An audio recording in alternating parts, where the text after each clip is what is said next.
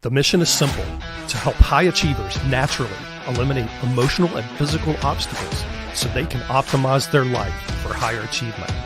Welcome. You have just entered the Genesis Zone. Good day, and welcome to the Genesis Zone show. This is Dr. Brian Brown. Thank you for taking time out of your busy Thursday to join us. Today, we are talking about an up-and-comer psychedelic called DMT. And I'm going to get into more of the specifics of that here in just a minute. And I'm going to tell you why it's important that we're having more psychedelic drugs added to our arsenal in psychiatry. So you may be asking, what is this DMT compound? And you'd be asking the right question, because in the Western culture, DMT is not well known. Now, in the scientific community, in the psychedelic community, it's very well known, but it's been used in South American cultures for years, hundreds of years, maybe even thousands of years. And I'll also get into that in just a second as well. But DMT stands for dimethyltryptamine. And it's a powerful psychedelic compound that has a long history of use in indigenous cultures for spiritual and therapeutic purposes. Now, the first recorded use of DMT within indigenous ceremonies dates back many centuries, as it's been a part of their traditional practices of various indigenous South American cultures. Now, while there's no precise historical record pinpointing the exact date, DMT containing plants like Psychotria viridis and Banisteriopsis caapi have been used in the Amazon rainforest region for generations. Now, these plants are combined to create what is called an ayahuasca brew, which contains DMT, and it's used for healing, divination, and spiritual exploration. Now, the indigenous peoples of the Amazon, such as the Shipibo and the Ayahuasquero and other cultures within the Amazon, have a long history of using ayahuasca in shamanic rituals and healing ceremonies. Now, ayahuasca's use predates written historical records, so it's challenging to determine the exact timeline of its introduction into indigenous cultures. Now, these traditions have been passed down orally from generation to generation, and that's what makes it even more difficult, because we don't have a written record. So you can see how difficult it is to establish specific historical dates when it comes to when did DMT start being used among humans. Now, it's worth noting that the use of DMT containing plants like those found in ayahuasca brews is deeply ingrained in, as I said, the cultural and spiritual practices of these indigenous communities, and continues to be an important aspect of their way of life. DMT's therapeutic potential has gained increasing attention in recent years in the Western world, but it has a complex and controversial history that I'm about to go into. You see, in the psychedelic world, DMT, the discovery of DMT dates back to actually 1931, when British chemist Richard Manske first synthesized DMT. But its psychoactive properties were not appreciated at that time. They just didn't recognize them. Now, in the 1950s, Hungarian chemist Stephen Cesara conducted research on DMT's psychoactive effects. So you see, there's about 29 years there that we really didn't know what DMT was good for. And then in 1950, it was discovered that it had psychoactive effects, and they started researching around that. And this led to its classification as a psychedelic substance. Now, early clinical research, which started in the 1950s and 1960s, showed that DMT was part of the broader exploration of psychedelics in psychiatry. And researchers like Dr. Rick Strassman, which we have him to thank for understanding DMT on a clinical level, at a deeper level, conducted clinical trials to investigate DMT's effects on consciousness and mental health. However, due to legal and regulatory issues that came up in the 1970s, the research all but stopped. Actually, It didn't really stop. It went underground, but it slowed significantly because of the legal and regulatory constraints that were placed on it by the United States government, the DEA, so on and so forth. Now, revival of interest for DMT came in the 1990s and early 2000s, where there was a resurgence of interest in DMT driven by the psychedelic renaissance and advances in neuroimaging technology. So that's when we begin to see these beautiful functional MRI scans, these PET scans that showed areas of the brain that were lit up that normally aren't lit up all at the same time. And we started to see this with these psychedelic compounds and started to understand the clinical ramifications, but the clinical benefits of these drugs in psychiatry. So researchers at that time sought to understand the effects of DMT on the brain and its therapeutic potential even more. So again, this was in the 1990s and in the 2000s. Early 2000s. Now, organizations like the Multidisciplinary Association of Psychedelic or for Psychedelic Studies, or MAPS as it's called, and if you've been studying psychedelics in therapeutic use for any length of time, you've probably come across the all caps word MAPS, M-A-P-S. And again, that stands for Multidisciplinary Association for Psychedelic Studies.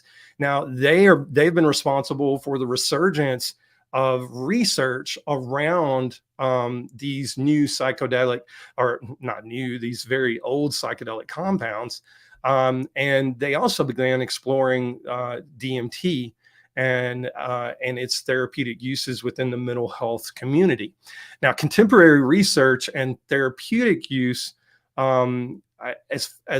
as far as up until September of 2021, that's kind of where I cut off doing my research. There's been a lot that's happened in the past 2 years from 2021 up until this point.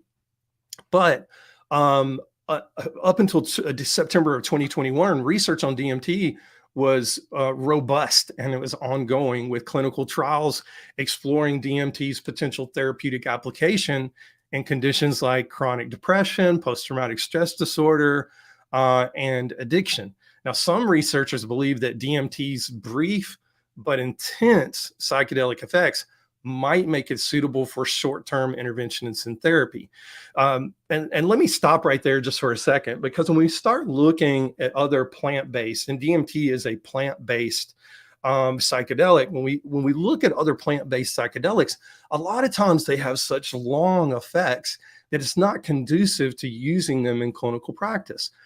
For example, if you're using psilocybin at what the underground community calls a hero dose, meaning probably in the 1,500, 2,000, 3,000, 4,000 milligram range, where you're pushing way past the psycholytic range, which means not psychedelic, and you're pushing into that psychedelic range, that effect can last for 3 hours plus for some people. And some people really seek that out in an underground setting where they have a professional or an experienced sitter that sits with them as a guide to help them guide through that journey. However, in a clinical setting, like I said, it's not really conducive because with lack of insurance reimbursement for these therapies, then it becomes a cash-based service, and the client, the patient, ends up having to pay by the hour for this service. And if you're paying a medical professional to sit there with you for 3 hours while you're in this psychedelic journey, which does happen in a lot of cases with longer ketamine sessions and so on and so forth, then it becomes quite, the investment becomes quite high at some point. Now, for some people, money's no option, and that's not an issue. And I do think one day very soon, I know somebody on the state level here locally that is actually really, really close to getting ketamine approved on the Medicaid formulary for treatment-resistant depression. That's huge, people. That's really huge, because that is going to be pushing the envelope as to what insurance companies will do in the future. But if you look at the overall cost of keeping somebody on medications for, 3, 4, 5 years, maybe even a lifetime, which is usually what ends up happening with chronic psychiatric visits to get those medications refilled, therapy visits, so on and so forth. And we can cut that time frame and cut that cost down significantly with a series of ketamine treatments or psychedelic treatments, as we're going to have options to do with MDMA next year and psilocybin the next year, and DMT is going to fall sometime in the near future in that same time range. Then we've got this armament of tools that we can use to help people overcome this. And it looks like insurance may be moving in the direction of paying for it. Now, I'll believe that when I see it, because the wheels of that cog, or the cogs in that wheel, turn really, really, really slowly. And it's one of those things that's a work in progress. But I say all that to say this, that when we as clinicians start using these psychedelics, right now we can manipulate ketamine to our advantage on the timing of a session. For example, if we want somebody to have a longer session, typically we're going to use an oral ketamine dose at a higher dosage range scenario. But you can also do that with IV, and you can give IV over a longer period of time and keep them in that session over a longer period of time. And there are some reasons why you want to keep people induced in that psychedelic state longer. Some research with certain psychedelics shows that the longer we keep them under the influence of that psychedelic, the more of a pain management effect it has long term. So a 2 or 3 hour session is not unheard of with some psychedelics for the purposes of pain management. But yet when we're treating depression, anxiety, panic disorder, post-traumatic stress disorder, those types of things, we may want those sessions to be an hour to an hour and a half in length. Which is actually more conducive to patients, clients actually participating, because carving 3 to 4 hours out of your day plus commute time to get there and actually do it, I mean, it's a huge time commitment. You may as well take off the whole day of work if you're going to have to commute time and all 5 to 6 hours to this. So we're starting to think about the logistics and how these individual psychedelics work. But even with that, and these are just logistical issues, the different psychedelics have different impacts in the brain. So what this does for clinicians, it actually gives us an amazing opportunity to have multiple arrows in our quiver, if you will, for treating targeted treatment for certain things. So it gives us as clinicians an option that says, okay, this person did not respond to ketamine. Now we need to switch to MDMA, or we need to switch to DMT, or we need to switch to psilocybin. And it gives us an option to be able to do that switch. So therapeutically, we can treat this client at the highest level possible. Now, there are legal and ethical challenges when it comes to all psychedelics, and it's no different for DMT. It varies country by country. In many places, it's classified as a controlled substance, making research and therapeutic use challenging. Now, ethical considerations surrounding the use of DMT and other psychedelics in therapy, as well as issues related to safety and informed consent, remains subject of debate. And when I say subject of debate, it's subject of huge debate. The ongoing conversation right now is, what measures are we going to put in place regulation wise that are fair and ethical, that allow patients to get the treatment that they need, but offer protection for the public at large for these substances not being abused or over abused. I don't see that actually clinically. For years, I've done inpatient psychiatry, and I've treated those with chronic substance abuse issues. I've never, hear me when I say never, had a person that came in that was chronically substance abusing psychedelics, period. Psychedelics are one of those things that they do randomly from time to time, but it's not a physiological addiction. It's not even a psychological addiction. And there are some people that have addictive personalities. Of course, they can be addicted to anything. For example, I had a guy in the inpatient unit one time that was addicted to BC powders. And he came in and he was using nearly a full box of BC powders a day. Now, what that does to your biochemistry within your body is phenomenally bad. And we had to detox him from that because he was having major issues. If you don't know, there's caffeine in BC powders. And that was the largest component that he was addicted to within those BC powders. But anyway, it's a story for another day. You can be addicted to anything. And there are people with addictive personalities that might pop up and be addicted to psychedelics. However, I've not seen that clinically. Typically, they're going to be addicted to stimulants, opiates, things like alcohol, things like that. But I just don't see the addiction to psychedelics. I understand the ethical considerations that we have to go through as a professional community and as a government regulatory community. But again, these medications, these plant-based medications, even the non-plant-based medications like ketamine, have a huge place within the mental health community. And we are going to see that it actually just changes lives. We're starting to see that now with ketamine being legalized in most states, and the ability to prescribe it and use it clinically is changing people's lives.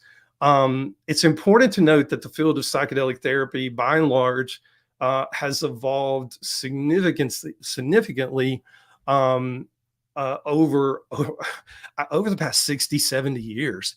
And we have to think, and I said this last week, we have the underground community to thank for this. We have the scientists and researchers that didn't give up when it was made illegal to use and prescribe.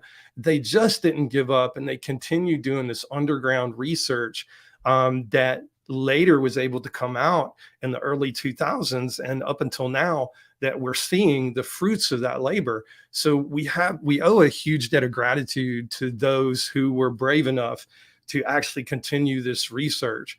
And they were continuing research in a safe way. There's nothing wrong with what they did in my mind, but we owe a debt of gratitude to them.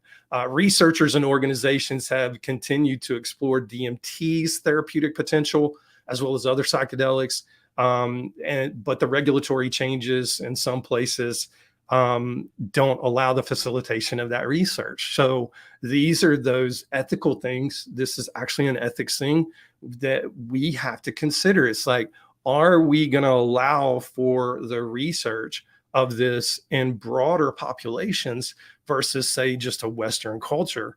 We need to be doing research with all different populations, so we understand, is this a global thing, a global phenomenon, a global benefit that we're seeing among a diverse population versus a very specific population of people who can necessarily afford it. Now, granted, the studies that are going on through the MAPS program are fully funded. And if you come into one of those studies, typically everything's paid for. They'll even pay for your travel to come in to their site and participate in the study. But those are few and far between, and we need more of those studies. So I want to touch on just an article that I read as I was researching for today's show, and it's specifically about DMT. So the title was in SciPost. Scientists dive deep into Reddit data. Yes, you heard that right. So basically, it was a qualitative study. They were looking at verbiage and language within Reddit threads specific to DMT trips. And those that had used DMT illegally on their own, but were brave enough to post about it on Reddit under an anonymous name. Obviously, they're not concerned about the names. They wanted the stories. And so they started decoding. And for those of you who don't know, qualitative research is exactly that. It's about decoding the human language to see what a group of people is saying on individual experiences about one particular topic. In this particular case, it was the use of DMT. In my master's program, when I was coming up through all of my training, I actually did a qualitative study with HIV clients on medication compliance. And we were looking at what language are they using as reasons for not taking medications versus taking medications. So I hope you understand what a qualitative study is. And in this particular case, the scientists here, and even though this was in SciPost, it did get published in the Journal of Psychoactive Drugs, and that's where the actual study was. And it was looking specifically at DMT from a qualitative standpoint and looking at the language of familiarity. Now, what do I mean by that? Well, I've told you before that I'm currently in a cohort, a 1-year cohort, where I undergo 7 ketamine treatments myself. I've done 3 of those, and I can tell you every single time I come out of that experience, one of those experiences, I think to myself, and sometimes I verbally said there was an odd familiarity about what just happened. Yet what just happened was very different from our waking world and the things we see and experience through our waking eyes. But it was oddly familiar, and it's hard to explain. Now, the interesting thing is that came up in one of our cohort meetings where we all get together and discuss the topics that we've been studying through didactically, but also discussing our experiences that we've had in our personal ketamine sessions.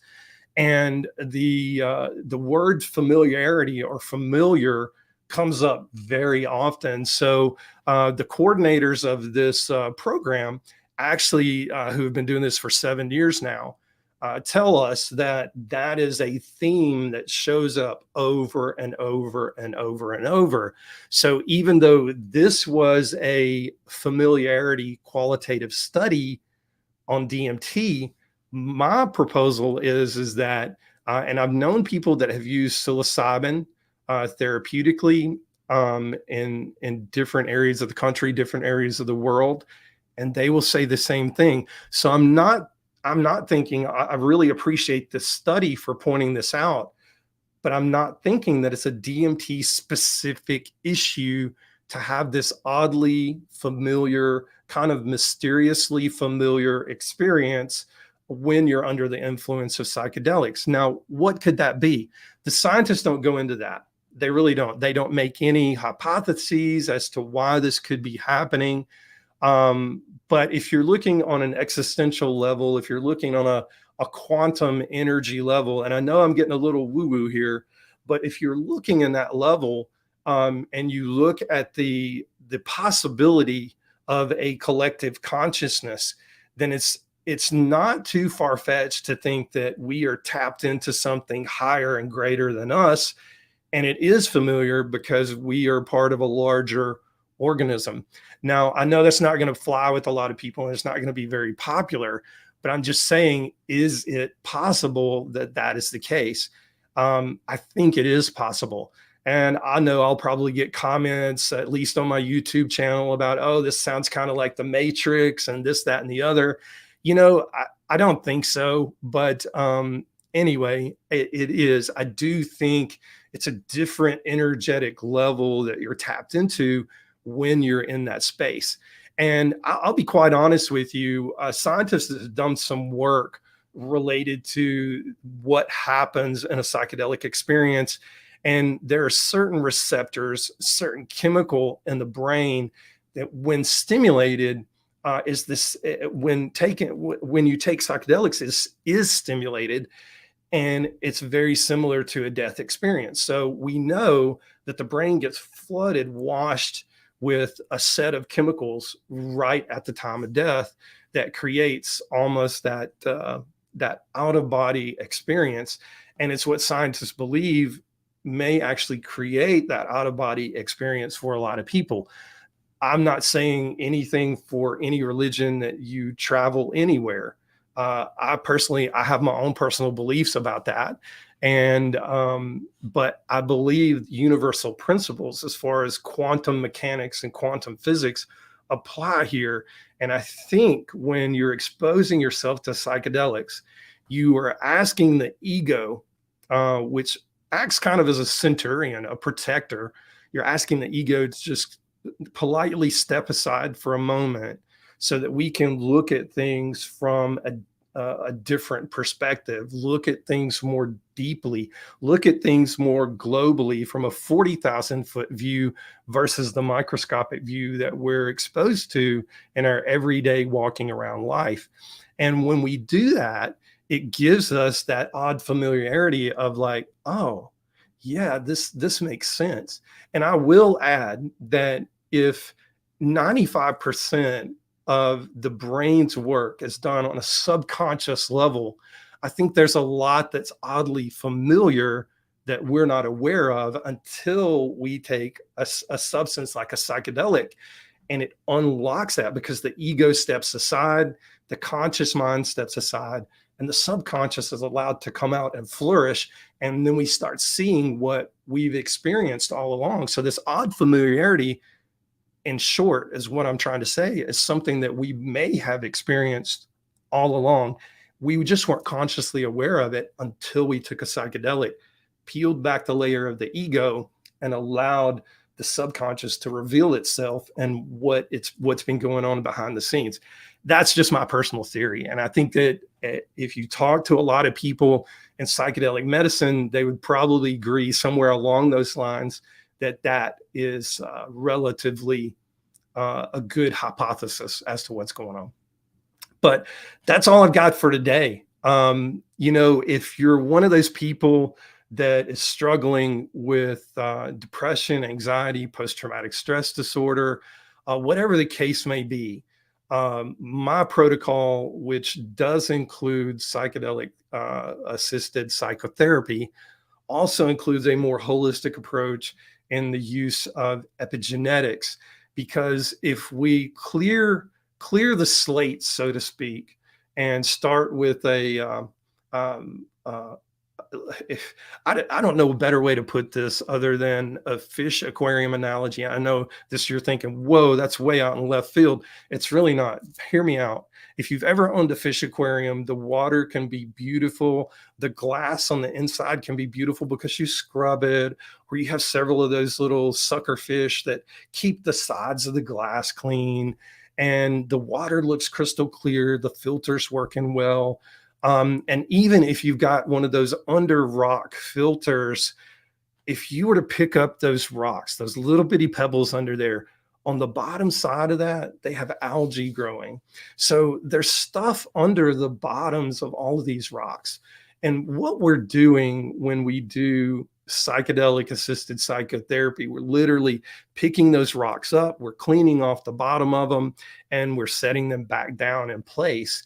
And then we come in after the fact and nutritionally support the gene so that it functions at the higher level. Now, if you're in a place that you're not able to do psychedelic assisted psychotherapy, you can skip that portion and jump directly to the epigenetics, which is what a lot of people do in many cases.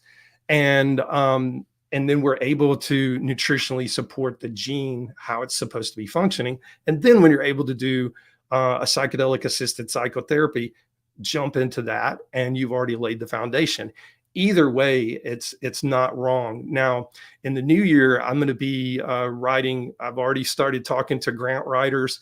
We are going to be writing grants for studies along the lines of these protocols that I've just mentioned, where we either do epigenetics before and then ketamine after, or psychedelics after, or we do psychedelics first and then we do genetics after. So we're going to be moving in the direction of doing some research along these lines. And it's going to be really important research, because in the psychedelic community, a lot of times, well, in any community, whether it's Western medicine, alternative medicine, if you do your thing and you do your thing well, you typically put blinders on and you think, my one thing that I do is the only way to do this.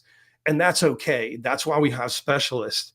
But what I'm saying is when we are looking at a web, and when we look at the human body, which is this web network of biochemistry and nerves and muscles, ligaments, tendons, emotions, even genetics, which are not only our current genetics, but our inherited genetics, which actually brings in a generational ancestral energy into our bodies that we're carrying with us, hundreds of years of ancestral programming and energy.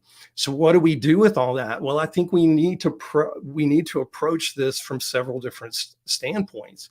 And the three-prong approach that I do at this point is starting with epigenetics, and it's not one place to start versus the other. We customize this to the person as to where they need to start. So one of the approaches is epigenetics and advanced functional medicine lab work. So we're taking a deep dive into all of your lab work and your epigenetics. We get a lay of the land, understand how you function. Then we layer in there, when it's necessary, when it's appropriate, psychedelic assisted psychotherapy. And then we layer in there, when it's appropriate, which usually occurs at the very beginning, is a bioresonance frequency therapy. Now, that person has to be in the office for one session. Once we capture their personal frequency that moves them out of fight or flight, and we measure this in real time, then we're able to keep them out of fight or flight and reprogram the nervous system.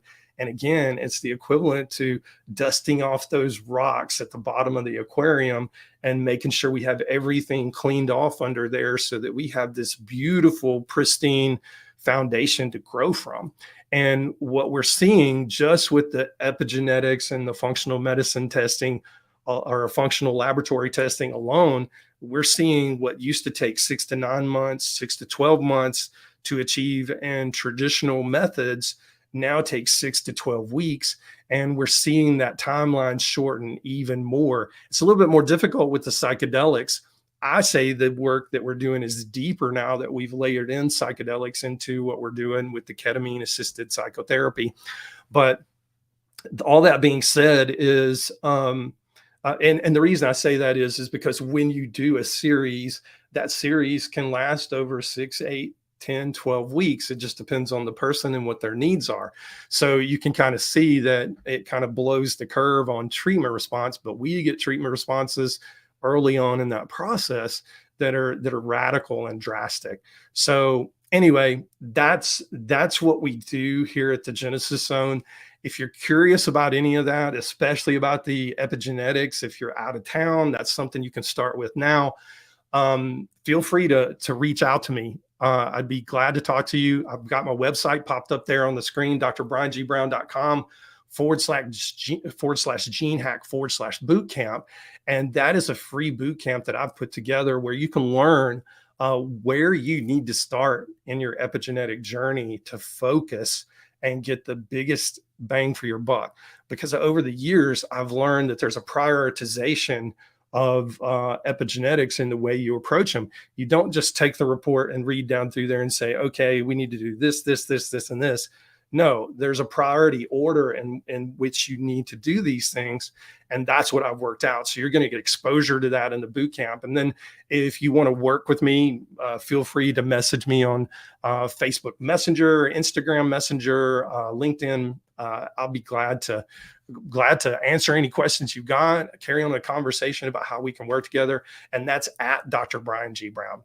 Again, that's all I've got for today. Hope you found this informative and useful as we're moving forward into this emerging field called psychedelic assisted psychotherapy, psychedelic therapy, period.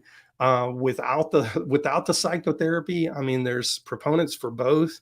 It's an exciting time that we're in, and this is cutting edge stuff that all of us are doing in the psychedelic community. And I encourage you to stay open and curious about it, because even though I talked at the top of the show about how ayahuasca brews came about in indigenous populations and how it's used for religious ceremonies and things like that, don't let that scare you, because the medicinal properties of what we are using this for are spot on from a clinical perspective. If you get sideways about ayahuasca, then you've got to get sideways about aspirin, because aspirin is willow bark, and willow bark has been used by indigenous people for years to treat pain. So you could say the same thing about aspirin as you could ayahuasca. And I know there's some people that are going to argue with that. I really don't care. But that's how I think, is because we need to take what history has revealed to us works, and then we need to expound on it and say, okay, let's dig deeper into this so that we can understand it deeper and help as many people as we possibly can.